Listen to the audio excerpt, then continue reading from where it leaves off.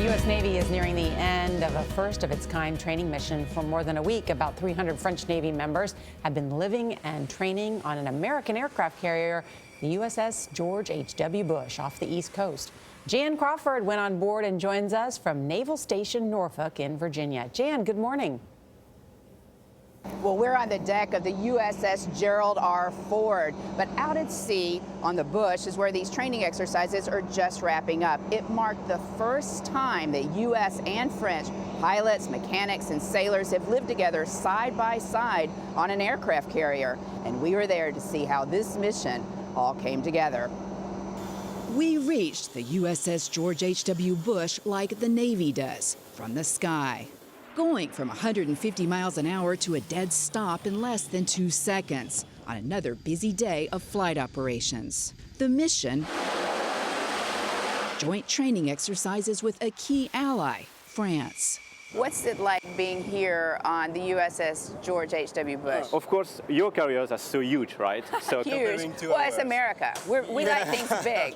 And big it is. Holding upwards of 5,000 people, the carrier has everything you'd need: cafeterias, a store, gyms, a post office, and a chapel.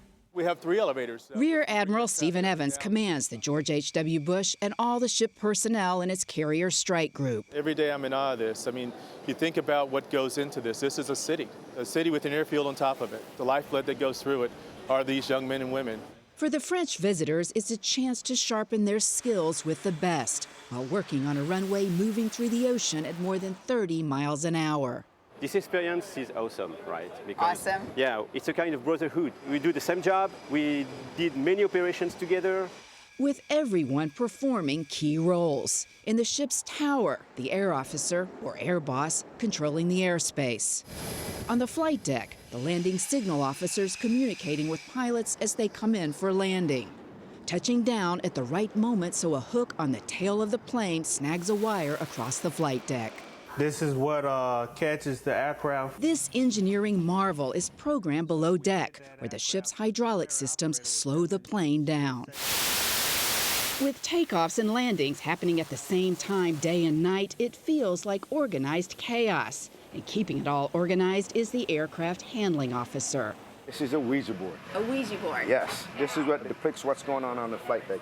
Lieutenant Commander Winston Cotterill is the ship's handler. There are computers that do this too. This one doesn't freeze up. That one will freeze up on time, and sometimes electronically can go down and shut off, and I don't have time to mess with that.